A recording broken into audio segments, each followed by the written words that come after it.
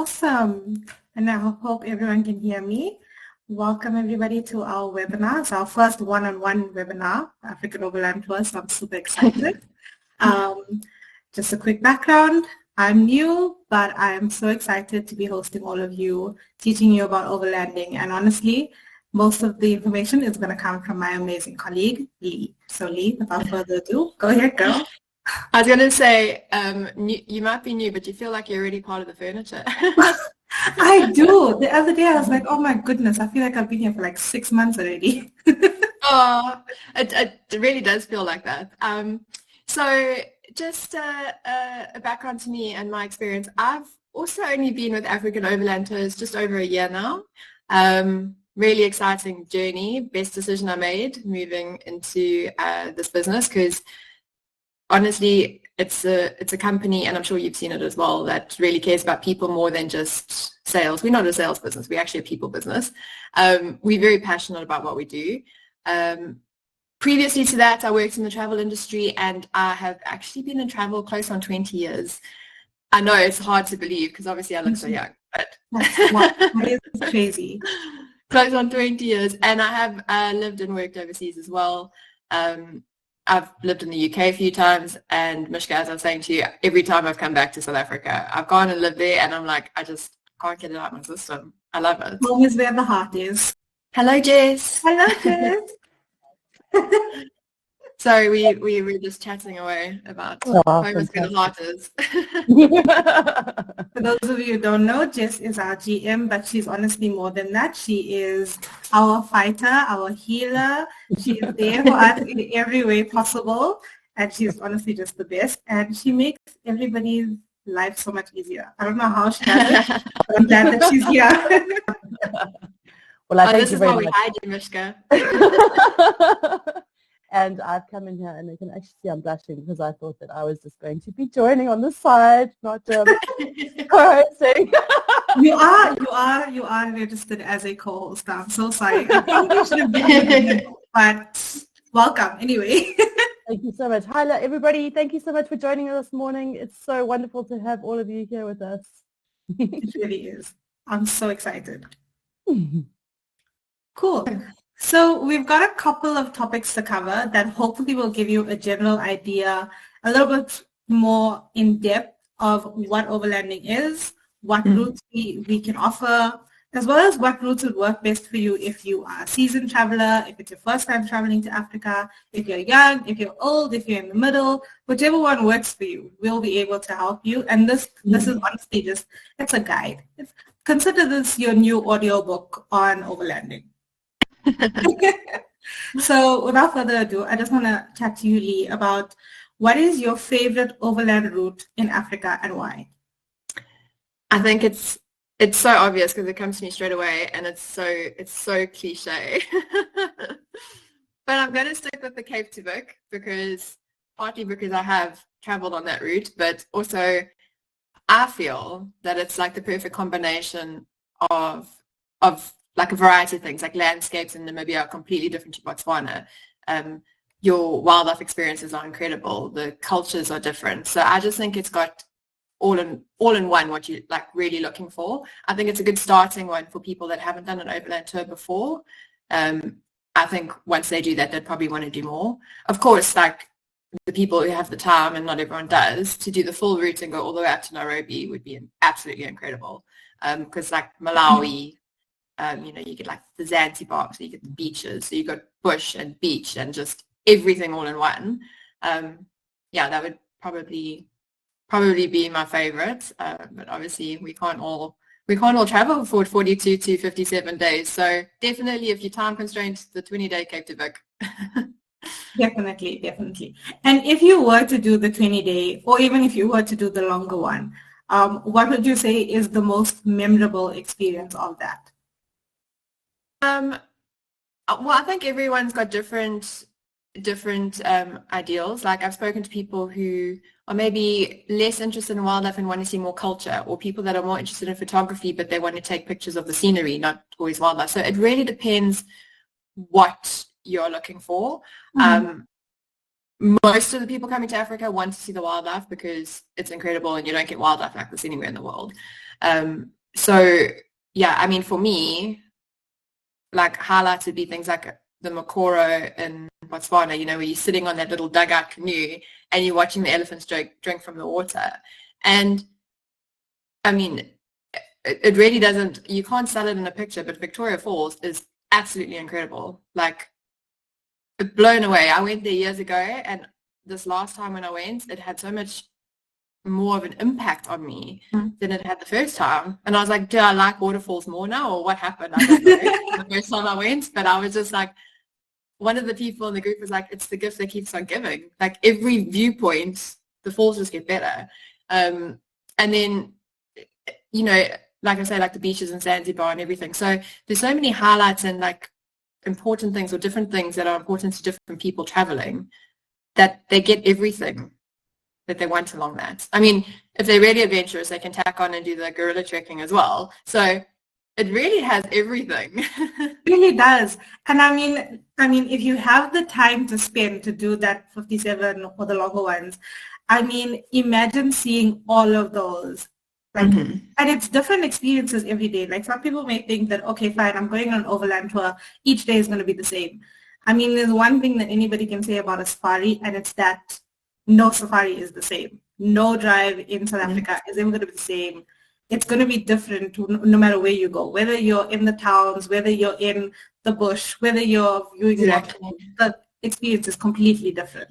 So I think that's one thing that really stands out as a highlight for me, is that there's just so many things to see. There's so many things to do. Yeah, it's just everybody has to come to Africa. Yeah, absolutely. And it's definitely the kind of experience that you won't duplicate anywhere else, you know? Yes. Like, it's a completely different travel experience. And I mean, you've traveled abroad quite a bit, so you're able to compare Europe and Africa pretty easily, hey? Yeah, I've done a lot of Europe. Having been in the travel industry for so long, I've been very blessed to have had a lot of travel opportunities. So I have done Europe, and I love Europe. Like, absolutely, and different parts of Europe. I love different countries. I love the different cities. I love the architecture and the history. But it's still very different. It's like Africa, to explain it the best way, it kind of speaks to your soul. It's like a soul-moving experience. Like, you feel so connected, and it's probably just the being out in nature, seeing all these things, you know. It's just it's an incredible journey. It's definitely something that people should do once in their lives, and more than once if they can. Because like you say, not every experience is the same. True. Would you recommend Africa as a first destination for somebody who actually hasn't traveled extensively? I really would, especially if they are going on an escorted tour, because they're an overland tour, because they will be as a group, and if they're not that travel experienced and they haven't really traveled much, at least when you're in that group, you've got someone to guide you along the way. So you're stopping in the cities and the towns, and they're saying, you know, this is a good place to go and withdraw money from an ATM. This is a nice place to go and eat. So you've got that guidance, but you also get a little bit of independence, because you can choose what you're going to do when you get there, you know. I think it's just an all-in-one experience, and especially for somebody who really loves animals or wants to learn about a different culture, it's very different, you know, to other cultures in other parts of the world. So it would be a good first choice, I would say. Awesome. I mean, so I obviously have traveled like within Africa and South Africa, but like I've never traveled abroad, and obviously wouldn't be able to compare differences. So for you to give us that insight is really, really great. And thank you so much for that. You're welcome. Do you say that there are any routes or destinations that people don't really know much about and you would suggest that they go on that sort of destination? That's a really good question, and would I say routes, or I don't know if I'd say more destinations. For me, people that haven't been to Botswana really should, because I can't believe, honestly, I didn't think I was going to like Botswana as much as I did. Like, so I think everyone should at least try to go there. But it is probably a little bit more popular. It is known for the Okavango Delta and Chobe, but I think maybe people don't consider ending a trip in Zanzibar or, and extending, having that beach stay. It's also very, very interesting island. I mean, the beaches are beautiful. A lot of different cultures, because they had a lot of European influence as well. So it's, it's very different. But anything, and I think we'd spoken about this before, but anything like going to Uganda and not necessarily seeing the gorillas, but enjoying the other wildlife that's there, So there's a lot of different things or different places people can go, and they don't have to do something that's maybe like, if they don't want to do gorilla trekking, they don't have to, you're still getting to see everything else. It's the flora and fauna in those areas are just so unique and different to other parts of the world, and even other parts of Africa in comparison. So yeah, I think all of that. Personally, I would really like to travel through Malawi, but I do know that the route from Vic Falls through to Zanzibar that goes through Malawi is actually a really long journey. How long is it? Some of the days are very long. I mean, you could be on the overland track for 10 hours or more, Oh, depending wow. on the road conditions, and the time of year. So I think it's a good point, actually, that now that we're talking about that. I think people need to be aware that an overland tour, you will have very long days on certain parts, because there's nothing in between. So they have to cover that ground to get to that next destination. Not every day will be that long. They do stop regularly, so you do get breaks. And they always stop for lunch, and sometimes lunch will be something like setting up tables on the side of the road, or at a service station where they've got like some picnic benches out. They'll set up the tables and you'll have lunch there, and then you'll keep going, to the next destination. So it really some of the days are like that. It's a labor of love in sort of a way. Like it is. It's it a really soul. is. I like to call traveling in Africa a soul-altering journey. And it also shows you that, like, if you're traveling through the form of overlanding, it is sort of a labor of love. I mean, you're probably not going to really call it a holiday. No, it's a holiday you need a holiday from. So you will feel a bit tired, but you would have seen so many things. I think it's worth it. Like, it's, even though you're going to have days when you're just exhausted or shattered because you got up early and you got to the next place late, you still would see so much and experience so much. And and no day is the same, and you never know what you're going to what's going to happen, because you could be driving through a park and there's an amazing sighting of lions, and that delays your trip. So it's impossible. People will say to me, how long are each of the days? And I'm like, well, I can kind of give you an estimate, but I can't tell you exactly because I don't know what's going to happen. Each day is different. I mean, speaking of delay, there was one time where I was on a game drive, but it's sort of the game drive leaving the park, because we needed to get to the gate so that we could get back to our car and go back home. And on our way, we spotted this cheetah with her cubs, and they were so cute that, like, we were like, you know what, we only need to be at the gate by 12:30. So let's just follow this cub. I think we followed this cubs and this cheetah for about a good 2 hours. And it was just so fun to see them interacting and having fun together, and you just get lost in it. Yeah, you just get lost in it. And you're like, you know what, I don't need to rush anyway. There's like no sense of time when you're on a tour or when you're visiting Africa in Malawi. Exactly. And and like I say, anything can happen. The guide stopped to get firewood for the one night, because every night you have this bonfire and you're sitting under the stars, and it's incredible. Like, because a lot of these places, like if you think of Namibia, there's no other cities around some of these camp areas. So like when you're looking, the stars are insane. I don't think I've ever seen anything like it. You feel like you're looking through one of those telescopes where you've got like, you see pictures on TV or on the internet, but you actually see stars like that when you're sitting in Namibia. So anyway, he stops to get firewood, and the tire got stuck in some soft sand, and we weren't going anywhere. We were properly stuck. No. And there was just this it was like a little kiosk where they'd bought the firewood from, and the guys, they were running to their house that was just up the hill, fetching other blocks of wood and things, so that, like, flatter pieces that they could put under the tire to try and wedge it up.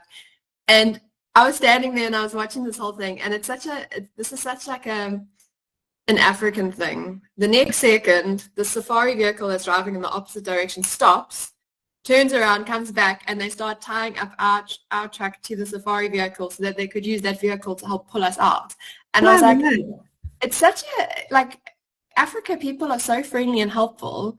That's what they will do. Like, they will stop and help each other. Like, we were, another time we're driving through the Okavango Delta, and we're in the 4x4, and there were some tourists that were broken down, and our guy stopped and said, do you guys need help? And he was like, no, we're just going to change the tire and we're fine. But everybody is willing to help. Yes. You know? And I think this also attests to the fact that lots of people have this perception of Africa being, you know, not safe, not the best place to travel to because of its safety. And it really shows you that the hospitality of Africans and the people that we are, we're just there to help. And if you could touch on that in terms of the safety of Africa and what your thoughts are on that, that would be great. Yeah. Yeah, I mean, look, as a solo tourist, I think you would need to maybe do a little bit of research before you just go off if you weren't on a tour, because, you know, you'd want to know the areas that you are going to are safe. I mean, for example, I've just been to Greece, and I've just been to Athens, and the Uber driver told us in the vehicle from the airport to our accommodation, you maybe don't want to go to this area at night, you know? And those sort of things are useful because you don't know, walking around the city, you could land up in that place. And not because it's particularly dangerous, he's just like, it's not a very nice area to go to, you know? So those are things that are useful through conversations. And when you're on the tours, those are things that the guide also would make you aware of. Or if you're starting your tour at a certain point, you know, the reception staff at the hotels would make you aware of those things. So I think it's like traveling anywhere, really. You have to kind of do the research. Not everywhere is going to be dangerous, but you also just have to be aware, because I think I said this to you the other day, I've heard of more people getting pickpocketed in Europe than people I know in South Africa, you know. And yes, there's crime and stuff, but we are very aware. And, you know, it's just about being when you go to any place that's new, you just stay vigilant, you know. So exactly, and it's about being travel aware, you know. Yeah, with those things, yes. And obviously, overlanding and traveling in a group, you're generally more safer that way than absolutely. I mean, anything could happen if you rent a car and choose to do your safari on your own and drive to the places by yourself. You don't know what could happen. I mean, yeah, and also with regards to more touching on the idea of safety for solo female travelers, you know, we obviously get a lot of inquiries for that.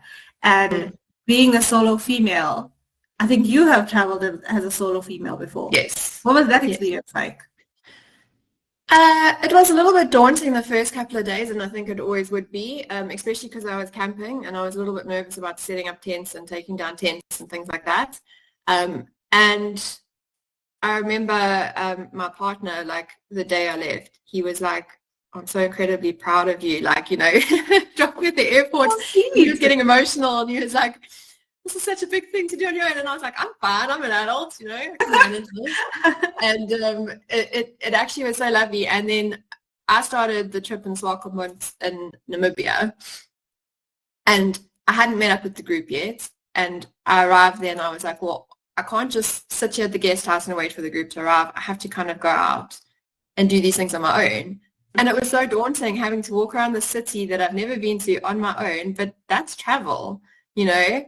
And when I met up with the group later and from the next day I was obviously with them, it was still like a little bit daunting the first day or two, because they had already been together for a few days. So a lot of them had already made those bonds and connections. I mean, a few days in, I mean, I still chat to people in that group, you know. We're still in communication. Like, you just make friends for life. So traveling solo is actually, it will get you out of your comfort zone, and you will make amazing friends doing that. And there's nothing wrong with joining a group. In fact, it's probably the better way. And that's probably why we have so many solo female travelers traveling through Africa, like on our overland tours. It's wonderful. It gives you that confidence, you know, of not having to worry about the logistics of going from place to place and just meeting connections. I had a girl earlier this year who got off one tour, and a week or two later she was booked onto another one again. because so she wasn't ready to go home. She wanted to do it. Wow, that is so awesome. It's really awesome. Like, it's really, really awesome. Like, she loved it so much. She's like, I need to go on this one because I met someone on this trip that had already done that, and I want to go and do that now. That is just such a wholesome experience. It must have been so cool for somebody to say that to you and be like, oh my goodness, you want to go again? Sure. She hadn't even finished it. She had a few days left, and she was already emailing and saying, I want to do this one. That is awesome. Like, that probably made you feel so good. You just know it's a good match then, like, that she did the right trip for her, and she wanted to do it, like, she wanted to go again. She was like ready. That's also what I've noticed that you call yourself. You don't call yourself a travel agent. You call yourself a matchmaker. Matchmaker. It's 100%. I think, I mean, I must be the world's best matchmaker.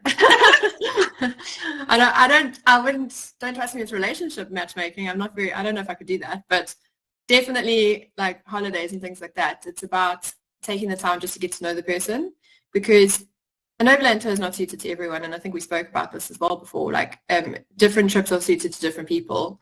Some people won't want to do camping. In fact, the majority of people won't want to do camping. It can be exhausting. We can talk about that if you like, but putting up a tent every day and taking it down in the mornings. Oh, I know that I'm probably not keen on camping. Don't let that sway anybody's perception of camping.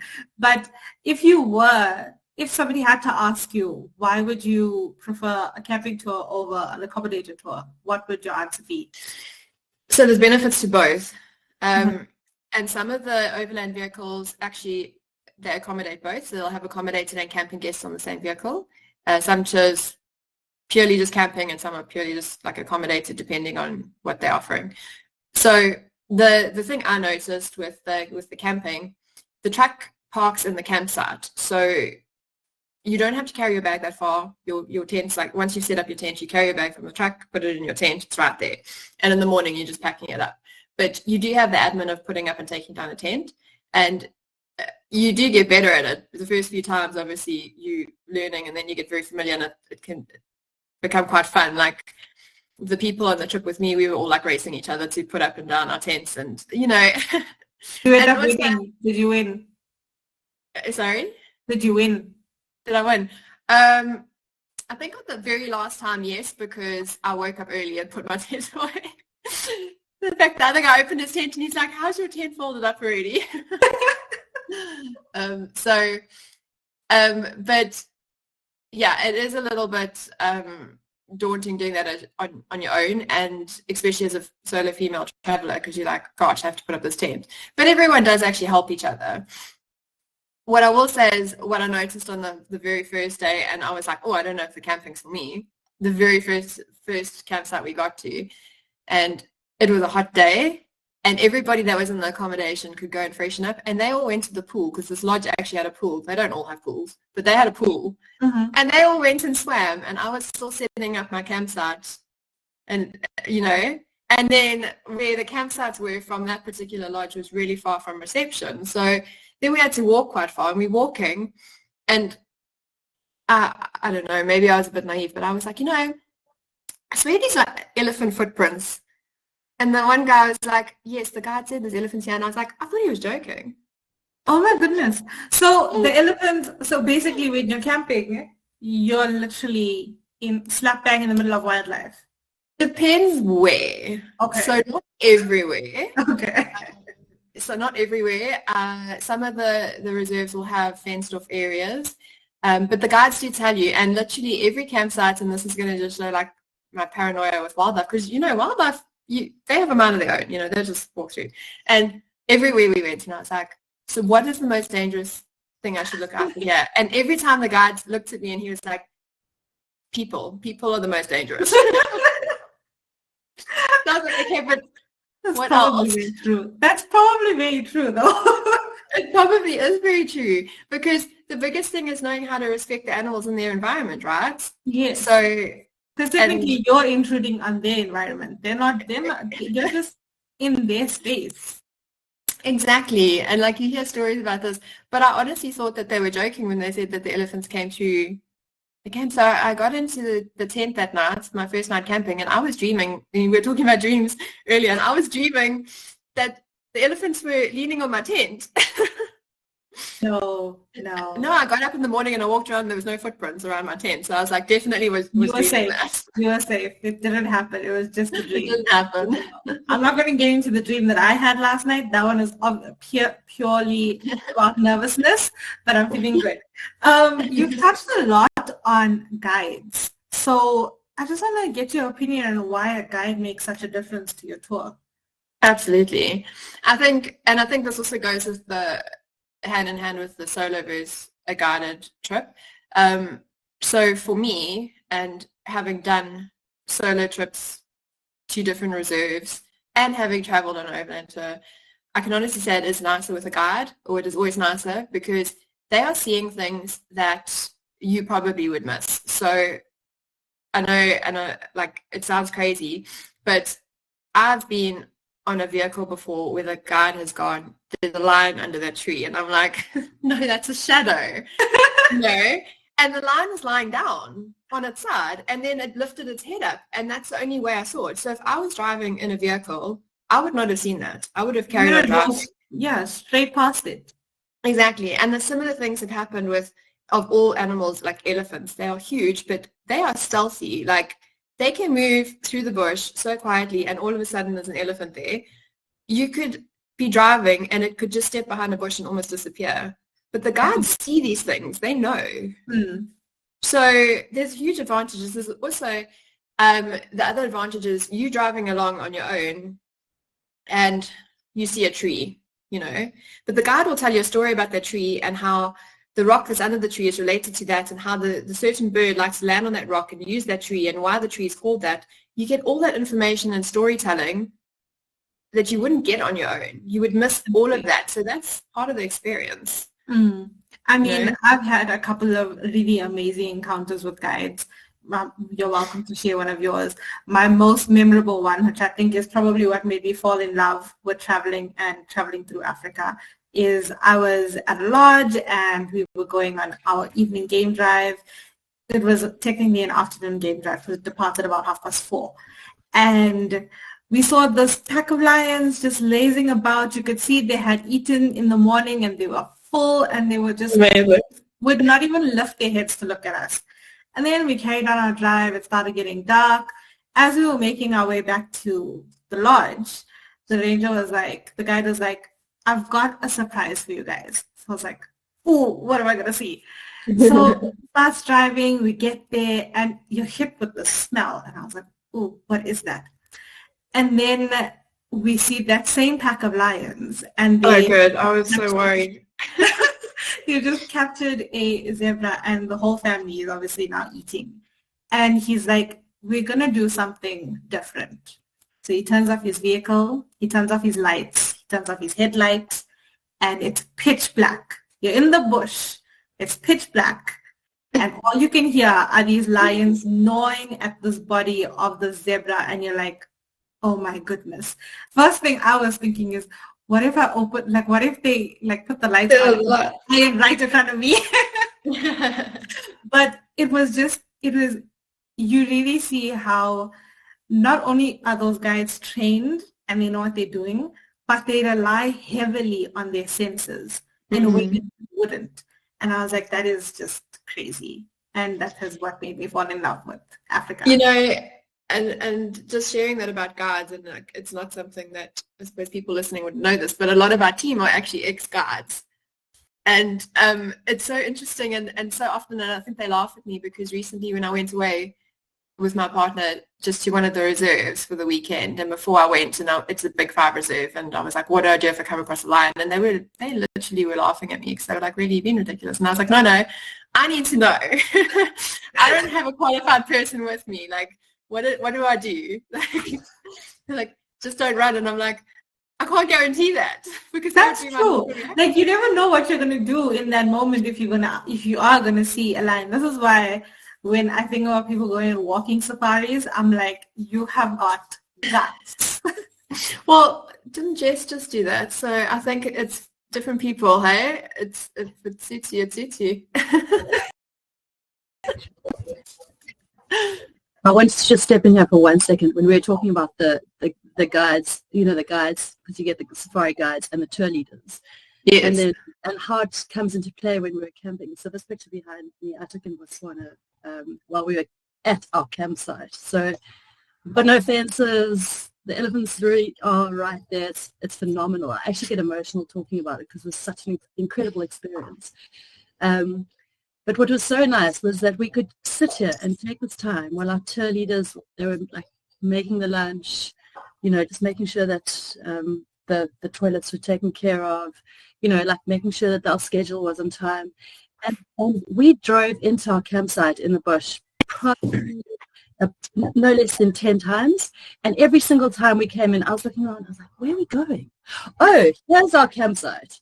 So the navigational, like you don't have to worry about lost in the bush, which is massive. These guys know the roads and the routes like the back of their hands. We spend a lot of time camping locally here, and I just know when I wake up in the morning, I've got to get all the food going. I've got to make sure that everything's neat and tidy. I've got to do the dishes. Whereas it's all taken care of. Okay, sometimes you get involved in dish duty, but I mean, generally it is so lovely to have the tour leaders and the guides and the crew just to really spark that extra little bit. And you can just take the time to really sit back and enjoy the tour and take in all of these magical experiences. Absolutely. Amazing. And like what you just said about the routes and them knowing the routes like the back of their hands. I can't tell you how many stories I've heard of people getting lost for hours and hours when they've done a self-drive, especially in places like Botswana and Namibia, because there's actually no cellular signal in certain parts. You can't look at a map. So unless you know where you're going, you probably will get lost. It just delays your trip. Yeah. Super scary. I can't imagine driving on my own in the bush and figuring out where I need to go. I like having a guide telling me where they're taking us and where we're going. They're going to get you to where you need to go. Yeah. As quickly and safely as they possibly can. So there is a huge advantage to that. And they're probably going to see things along the way. Like with this recent trip I did, apart from seeing back, I did not see one big five, and it's a big five reserve. And I didn't even see elephants, and apparently they have 130. I didn't see one. Wow. So I feel like if I had had a guide with me, I probably would have seen at least an elephant. Probably would have been told you exactly where to go. But that's also the other thing, is that a lot of people, when they come to Africa, they expect to see so many things, but sometimes you have to realize animals are animals, right? Yeah, they have their own agenda.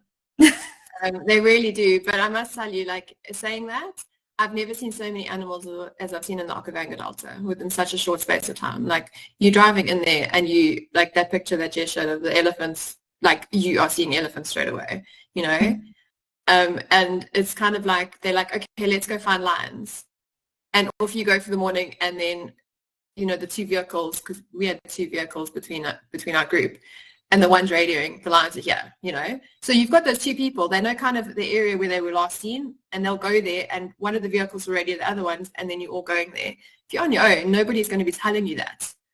So, massive advantages. And when you think you've seen it all, like, we were leaving the Delta, and I've never seen anything like this in my life. We were leaving the Delta, and there was a pack of hyenas, and when I say a pack, there must have been about 10 or 20 of them. I've never seen so many. I've only ever seen one or two, and the first time I saw a hyena was I've also only just seen one or two, by themselves, not really a pack. We had a pack eating something. Possibly it might have been a baby elephant, but because it was rather large, but it was still not as big as an elephant. Mm-hmm. And there was vultures all sitting on a log, like looking over, waiting for their turn to get it.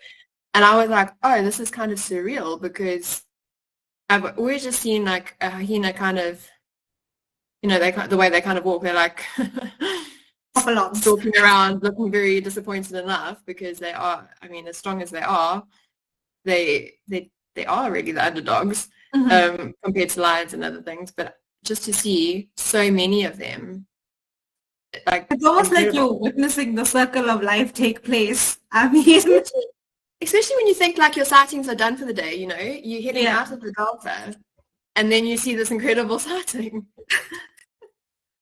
Sorry, Misha, you said the circle of life. I literally had that song in my head the whole way. I was like, from the day we arrived on the planet. I didn't know we were doing karaoke today. I can't help doing myself. karaoke. I can't help myself. I'm sorry. I'm out of here. Bye. That's okay. At least you're bringing the flair in. I love it. In case anybody was wondering what our team is like, this is a perfect example. And now I Yeah. was just thinking we should get some of the other singers to join. Absolutely. Sorry, just on that note, I see that chat is not enabled for our guests. Is that correct? The chat is for the co-organizers, and then the QA is for our guests. Yeah. So if you guys have any questions, please pop it into the Q&A. We're happy to answer. As you can see, we love to talk. Thank you. We love to talk. And actually, I just remembered something about what Jess was saying when we were talking about the long days on the road. And because I've had this conversation recently with a client about books and things like that, like audiobooks or a Kindle or something like that. A client literally asked me, like, what books should I be bringing? Like, we want to do research, you know? And they downloaded the books for when they were going through Botswana and Zimbabwe and stuff. So I think there's a huge advantage to that too. Yeah, I don't know. think this was saying that there's a chance for you, like when you're on an overland tour, you have more of a chance to head into your audiobook because the routes are so long. I mean, you could be on the road for like 9 to 10 hours. And in that time, obviously, you're probably going to take a nap. Well, I would probably take a nap. But you can't take a nap. You can read, listen to your favorite audiobook, catch up on your sightings that you've seen. And you know, you said that and some people did nap on the one I was on. Some people were listening to the audiobooks, like you say. There was 3 or 4 of the men, every time they got onto a trip, were doing like a Sudoku kind of race. They handed up, say, they were all like, they had like these cards. I don't know who brought them, but what a great idea, you know. And then the 4 of them would get on and they would do like this like Sudoku challenge to who finished theirs first. So there's so many like fun things to do to pass the time. I love that you had such a competitive trip. Me too. If you weren't like racing to build your tents, there were Sudoku challenges. Like, how cool is that? But it also just shows you the type of people that you're going to meet on these tours. All of them are different. All of them bring so much life and energy into what you're going to experience. And you're right. And not only do you have like the different cultures in Africa, you've got the different cultures on board for your trip with you because people come from everywhere in the world. So it's such like a mixing pot and such a nice way to learn things about people because even though you're learning about Africa, people talk about their own cultures and where they come from, you know, in their own cities.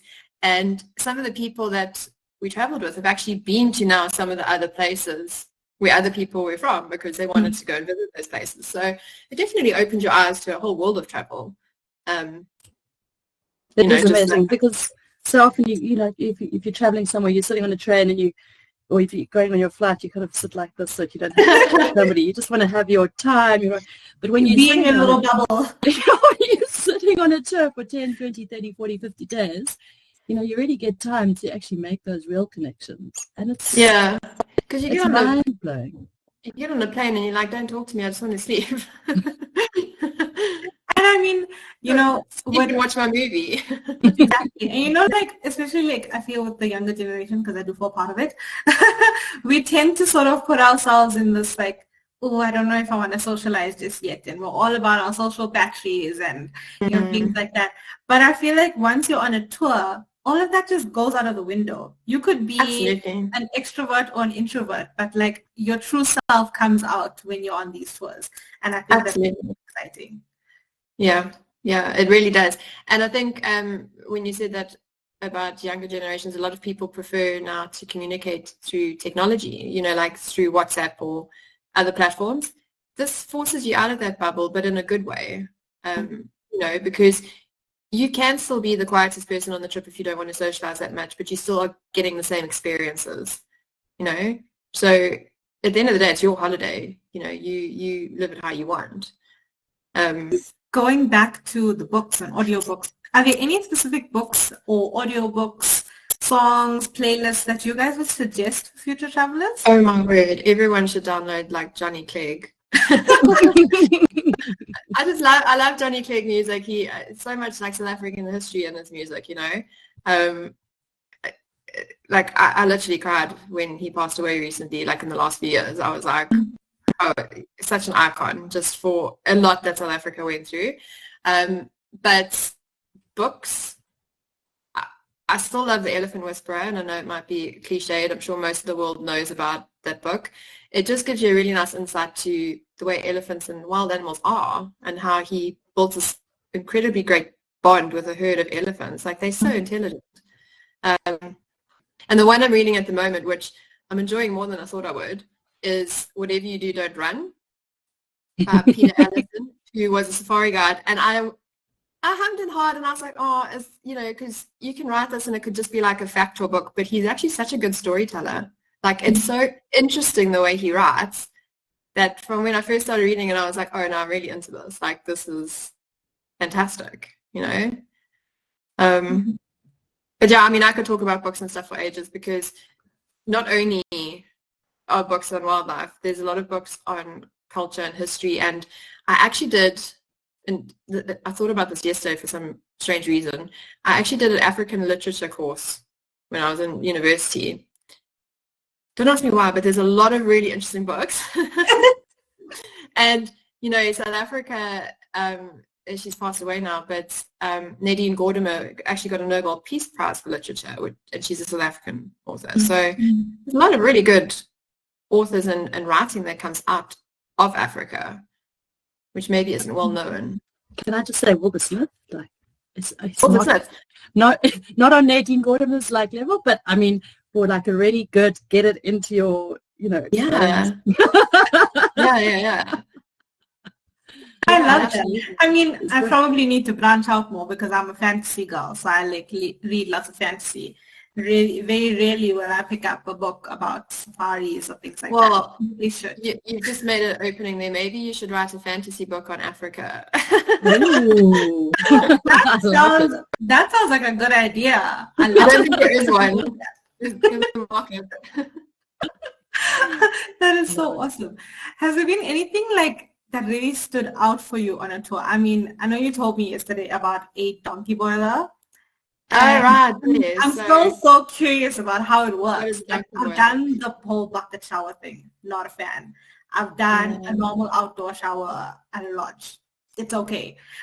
But like a donkey boiler, just the name alone is just so intriguing that I just need I feel like it needs an explanation, because I didn't know what it was either. And like I said to you, I pictured they had this donkey like walking and pulling something that was heating water very manually, but it's got nothing to do with an actual donkey.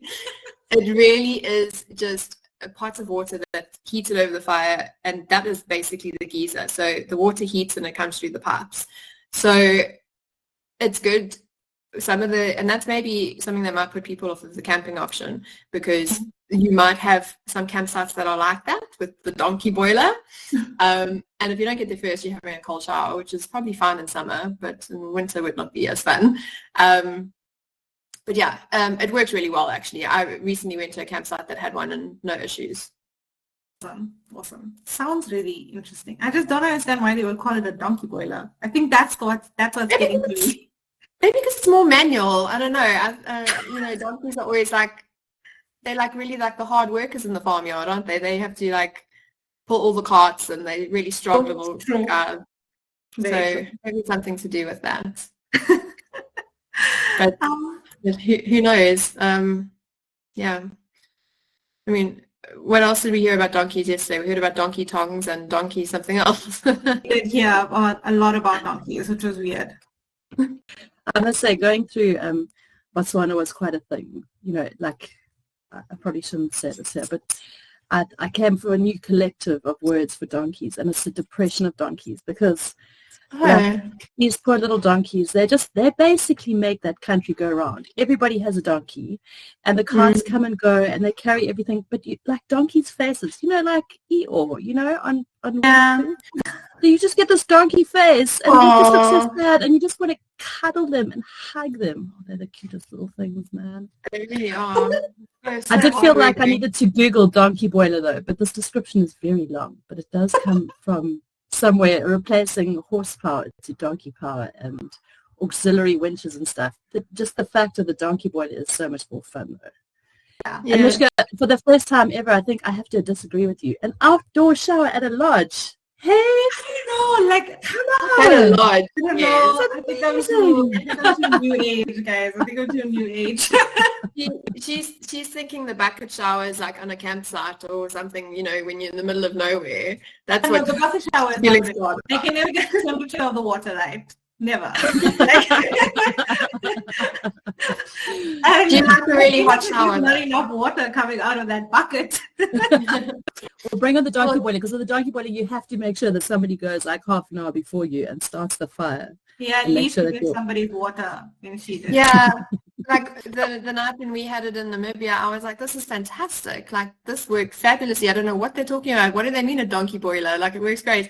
And then the other guys that were camping were like, gee, the shower was cold. I was like, oh, I used all the hot water. So we actually got a question pop up, which is great. Thank you, Mary. So Mary would like to know, what is the difference between an accommodated trip and a camping trip, please? Especially when groups traveling together, is there too much of a split in group?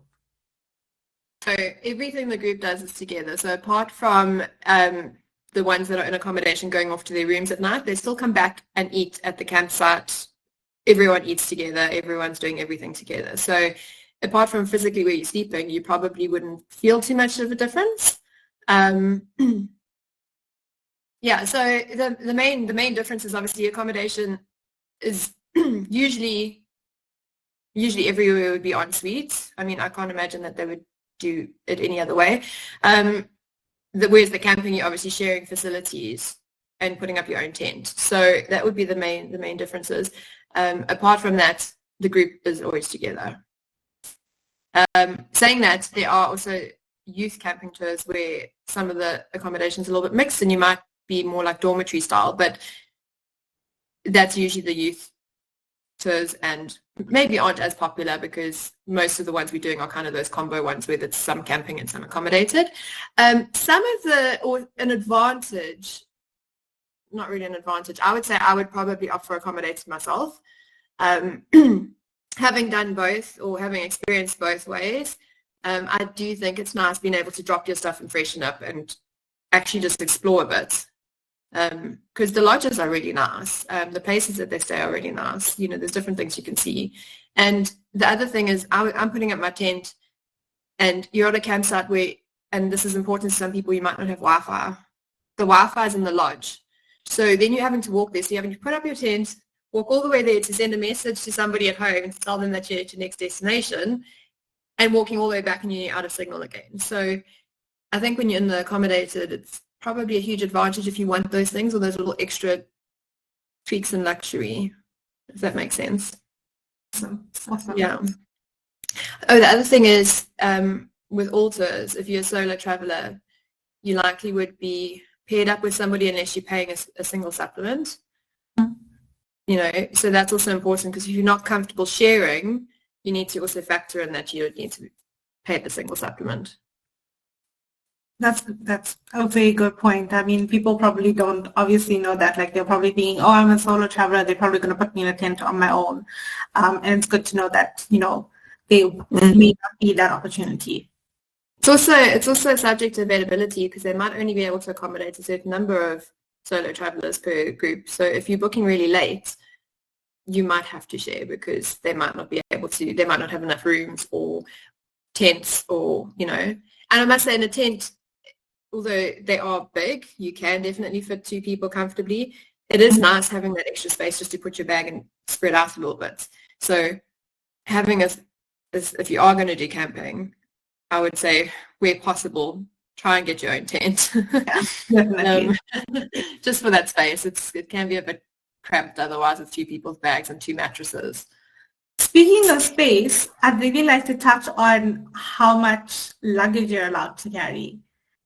That's such a good question. It's something that comes up a lot, and a lot of people will bring their full-on suitcase because we always provide the pre-departure information and we guide people on luggage, but really a duffel bag or a soft shell bag is the easiest. I would not go more than 20 kgs. 20 kgs is what airlines take anyway, but bearing in mind you are picking it up and taking it on and off the track, so the lighter you can do, the better for you. Most of the tracks have your own locker. So you just have like your own little lock, so it needs to fit in that space. And yeah, I mean, to be honest, doing camping, had a duffel bag, I had a sleeping bag, and I had a little memory foam pillow that I rolled up. Fitted great. I got that all into that bag. So you might think that you're restricted, but you're actually not. Some of the people had traveled with those little travel soaps and they just like maybe washed the shirt every other day, hung it up. It dried by morning because the air is like dry and hot. Even in winter, things will dry pretty quickly because we do have a very different climate. So people did that and then just washed a few items, and that kind of kept them going without having to take huge amounts. And I think even one of the team has just said that they've got a client currently traveling with 7 kgs luggage. Yes, I was like, I wish I could be that light of a packer. I know, like the most amazing packer in the world, because I definitely couldn't get mine down to 7 kgs. Definitely. I mean, I'm just thinking about our upcoming year end, and I'm like, how am I going to fit my entire makeup bag in my bag? How big is your makeup bag? It's pretty big, but I'm probably going to have to condense that. You don't take the whole makeup bag on an overland tour, okay? That's probably true. It's probably true. Ladies might just want to pack like a little bit of powder and like eyeliner, mascara, but you really don't need it because I mean, if I do go on an overland tour, I'm pretty sure Jess is gonna put me on one pretty soon. I'm probably gonna go barefaced because I'm like, these people have never seen me before. It's okay if they see me barefaced. Just gonna go in all natural because I am going into nature. Just remember, you do still need to take photos of yourself. So are you trying to say my bare face is not pretty? I'm trying to say mine wasn't. And then Jess kept saying, well, why did you wear sunglasses in every picture? And I was like, I was hiding my face. That is so true. And I was trying to find pictures to like promote the webinar. Every picture I saw of you had these big sunglasses, and I'm like, can I see this girl's eyes? Yeah, I'll send you some new ones. I think I've since Jess pointed it out, I've been trying. Awesome. We've actually got a question. I think Jess has answered the accommodated one from Eileen, so that's great. Thanks, Jess. We've got another one from Christopher. His question is, how long before the trip can you book, and is there internet connection? Yes. Okay, so you can book basically as soon as the tours are out. So we have up to the end of 2025. Some operators have released 2026 dates. So as far in advance as you like, not a problem. Even we do last minute, it can get challenging for you because obviously last minute your flights are going to be more expensive. So that's something to consider. Flights generally open up for sales 10 months before. So maybe 10 months is a good mark for looking to book a trip. But yes, I mean, literally a week or two ago, when I was out, Michelle helped one of my clients book her last minute Gorilla Trek, which is something we try not to do because the Gorilla Trek passes are harder to get, but fortunately there were some available still. So yes, anything from a year, a week, it doesn't really matter, but I would just say bear in mind flights. Internet's pretty good. You've got Wi-Fi in most of the lodges. The only places where you really would struggle for internet, and you'd probably have like a day downtime or two, which I actually found surprisingly refreshing to not have connection. It was a little bit of a surprise because I wasn't expecting it, but we went into the Okavango Delta and there was no signal there. They don't have cellular towers. It's very raw nature. It's the most amazing experience. You'll also find places like if you're going through Etosha in Namibia, the lodges have, but in other parts of Etosha, they don't. It is part of their initiative for anti-poaching. So a lot of the big reserves will have that because they don't want people communicating with outside sources. So that's something to be aware of. But in the evenings, lodges, reception areas, you'd have. So Awesome. There's also some people do eSIMs because they want to stay connected. So I know that there's different eSIMs that are offered for different countries.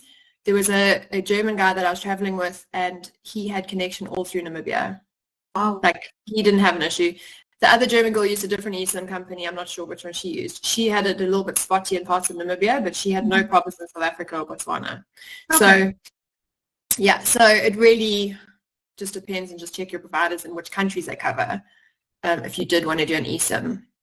And then one more question from Christopher. What about toilet breaks on the road? Because obviously we've said that like some of the journeys are quite long.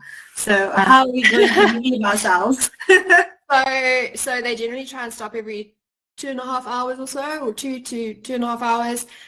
They do stop for lunch. Where they stop for lunch, they try and stop somewhere where there maybe would be a facility. Obviously, depending on the route that they're doing, they will try to do that. Without getting into too much detail, I mean, I suppose I can, but it will sometimes... Words bushy will be Bushy.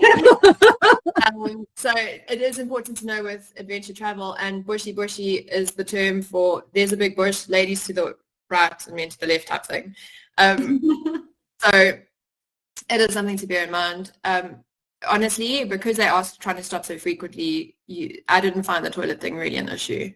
I was also a bit concerned because I was like, well, what if I drink a lot of water and then I just need to go all the time? You know, but it really wasn't a big issue. Awesome. All right, Sorry, guys. can I quickly just, with regards to how long before you can book the tour, Yes. what is really quite special about this period right now is that you get access to like early bird deals for 2025, and you also get last minute deals for the rest of 2024. And you know, with all this, everybody chatting on Instagram and Facebook, everybody just wants to be like at the migration, where they just want to be, you know, exactly in the place at the right time. And what tends to happen is that you just get loads of vehicles and you're sitting in queues and traffic jams. If you can try and get onto a shoulder season and just try and get into those periods where you're not sitting with a full truck of people. You know, if you have a 24-seater, maybe you have 10 or 11 people booked onto the tour, and you each get double seats. And it's like, for me, it's such a game changer to be able to get into that period of travel where, you know, the weather these days is so inconsistent anyway. You don't know what you can get. If you travel, the weather's supposed to be absolutely perfect. You could get weather that is inclement. Whereas if you take a chance and go off shoulder a little bit, you get great deals. You get fewer people on your tour, and also with less vehicles around. Often on safaris, the shy animals come out and they show their face, and you get to have incredible experiences. So I know that's not exactly how long before the trip can you book, but in terms of sort of when to travel. Seasonality, yeah. And I must say, like, sorry. I was just going to say, I'm seeing more with people, with it being starting to be more spread out, where people are starting to look at those other seasons more. Like, we've got a lot of people interested in December time, and I've had a lot of people interested in January, February, because it's nice, like, for weather. It's nice for those sightings. If it's going to rain, it might be like short shower, like a little burst, and then it's, you know, it's done. So, yeah. That's the other thing about Africa is that there's a perfect season for every type of travel. Like, Africa is that one destination that you can go to at any point of the year, and you're bound to have an awesome experience. And that's one of the best things. Yeah, definitely. Just head further east or further north, 100%. Yeah. And like, I've traveled at all different times of the year, and I can't say that I've preferred winter over summer, or or summer over winter. Like, I don't think any of it is more. I would just say make sure you've got sunblock even in winter, because some of the days are so hot anyway, and then the nights get cold. So if you've got a good jacket, like, you know.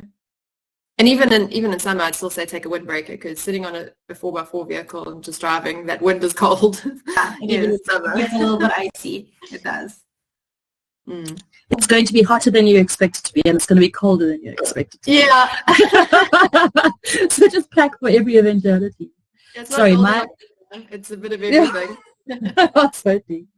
My my one little packing tip was a multi-port USB hub, because at your seat you get like a little USB charger. But because I wanted my Audible and my audiobooks, I took an extra phone so I could just have that connected to my headphones. And I could charge my camera, my 2 phones. I had headphones that I was charging, and so my little multi-port USB thing was, I just Charging became everybody's everything. best friend, because everybody wanted to use the multi-port. Who's most popular on tour? You're like me.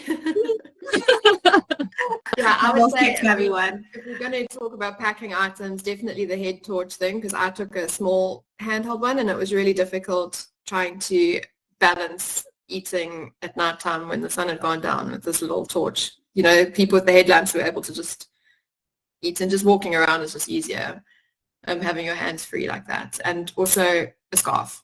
Scarf is the best packing thing to bring. It sounds so strange, but I don't mean like a thick woolly one. I mean one of those thinner kind of pashmina type ones, because when you're driving on the 4x4 vehicles and the dust blows up, you want to cover your nose and mouth. And also when the sun's coming down, if you've got like a shoulder out or a knee out and you want to just put that over you because you want something light because it's too hot for, you know, full length clothing, that's like a perfect thing just to block the sun a bit. So that I landed up using more than I thought I would. Awesome, guys. Thank you so much for all of your tips. You guys are really, really good at this. I know, we can help you pack for when you go. I'm definitely going to need help. And also, on the majority of the tours, you actually might leave the truck for a day or two. So if you go into like a camping area or into an area that isn't accessible by the truck, they'll take you in on safari vehicles. So what you need to do is you need to pack out of your main bag and then pack into a smaller bag. Yeah, so it's definitely a backpack. So bring a little day pack as well, so that it has enough space. You can get your toiletries, a towel, change of clothing. I have a question about that. So if you're leaving the truck, which is obviously like purpose-built truck, your kitchen and stuff is in there, what do you do when you leave the site of the truck? Like in terms of food and stuff? What do you end up bringing back? They'll take the food along, and they'll take your camping equipment. And so actually, I mean, so the camping tour that I did, they took extra vehicles that were just full of chairs, tents, stretchers, and like, so I did a 16-day camping tour, but in that 16 days, we actually only ended up putting up our tents about 4 times. Oh, that's not so bad. Because we were driving, the support vehicles actually went in and they set up the tents for us. In some of the places, they had permanently erected tents. And this can also actually happen on a lodge tour. If you're on a lodge tour, you may stay in a permanent safari tent, which the consultants can guide you on whether this is something that you'd like or not. And actually, to be honest, that's better than a brick room, I think, because it is a room. It's a full canvas tent room with a double bed or whatever. Yeah, but it adds to the authenticity of the whole experience. 100%. So it's actually nice having that mixture of accommodation like that. Totally. Yeah. All right, ladies. I don't know if we've got anything else to cover. If anybody has any more questions, you're welcome to send us a question or anything of the sort. But do we have anything else, ladies? I just wanted to apologize for coming in here as a co-host. You know that you actually registered, so you registered with your work email and you registered with your Gmail. So you were supposed to log in with your Gmail to be in I know, and I tried and I failed. Apologies. But I thank see you. that Louise so raised her hand 4 minutes ago. I'm not sure if you have a question or if there's something that you'd like to ask. I didn't know you could raise a hand. Oh, I see. Is it necessary to have an extra airbed? No, you don't need that at all. Okay. So, Louise is actually doing a camping trip with us. Hey! Yes, so she's doing a camping trip in February, and you don't need an air mattress or anything. On that particular trip, you would get given a foam mattress, and if there are fewer campers, they get well, when I say foam, it is foam. They're actually really comfortable. I find them more comfortable than a stretcher bed. If there's not that many campers, you can actually even double them up if you wanted to. Probably wouldn't be necessary, but if there are extra, you just double them up. There are some, yeah. Some of the operators offer stretchers, and some of them offer the sleeping mats, and there are pros and cons to both. Yeah. So I like the mat, but like you say, I think everyone's got a preference to both.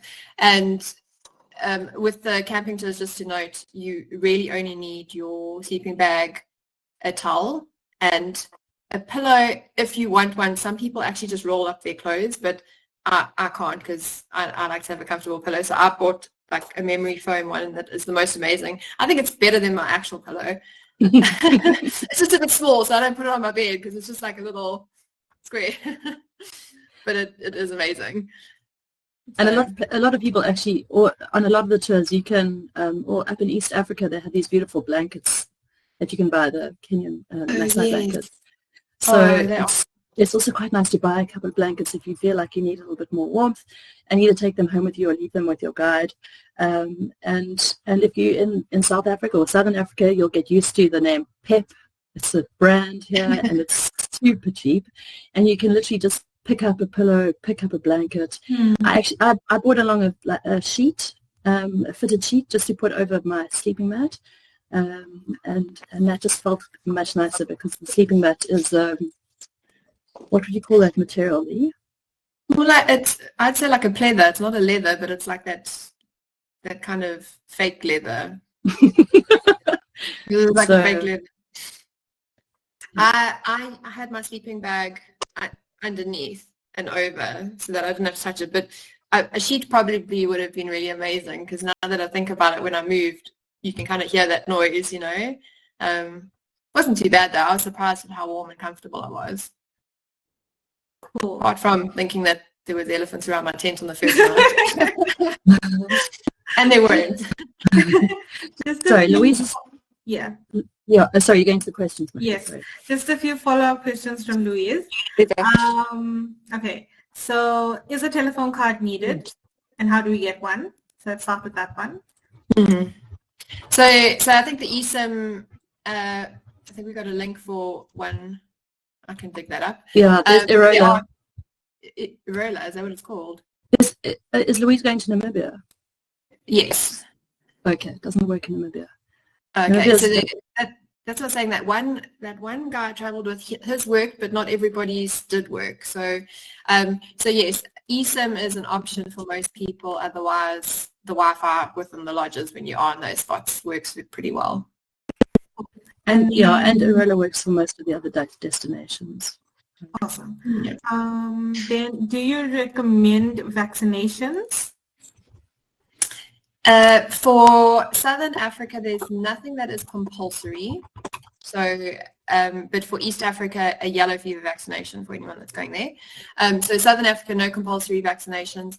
But I would always recommend chatting to your travel doctor anyway, because they might recommend having something additional. And every country's different. I mean, I remember when I was telling you earlier that I lived in the UK for like a year. Before I came back, they told me to have a whole lot of vaccinations. It really just depends. And then how much cash is recommended? That's a really good question, because most of the tours, the majority of them will include a lot of meals. If a meal is not included, I'd say maybe 10 to 12 US dollars, because you might just want to buy something like for lunch or something like that. But most of the tours, you're going to have meals included anyway. Physical cash is difficult to say, because you might not want to travel with too much cash, but you can also withdraw additional cash from ATMs, and guides will show you along the way where there are ATMs to withdraw cash from. The big thing to remember is South Africa uses rands, Namibia uses rands and their own Namibian dollar, so they will accept the South African rand. Botswana, and they use Pula, but the thing is you don't want to go and exchange it, because there's nowhere else you can use it. So you really want small amounts of that. So withdrawing from an ATM, if you need any at that time is the best way to do it, because you don't really want to carry a lot of that. You can't change it back anywhere. And when you get into places like Victoria Falls, you can use US dollars, you can use your leftover rands if you want to get rid of that. They'll take euros. The lodges will often take euros or US dollars, so you have got flexibility with different currencies. So can I also just jump in, Lily? I found that for most of the activities, we are able to pay with them quite easy with a credit card. So you can look at the fees. You can look at the fees and stuff. But I mean, for me, just in terms of not having to carry too much cash, that was the best thing. But for tipping your guides, it's important that you do have the notes have cash, because that is pretty much, you literally, as you're finishing the activity, you give them the tip. And so that's also something to try and remember, is when you're going on the activity, to take the cash with you, so that you can tip them as you leave. That for me just took a bit of getting used to, because I never carry any cash with me, and I had exchanged. I had got some dollars beforehand, but I hadn't.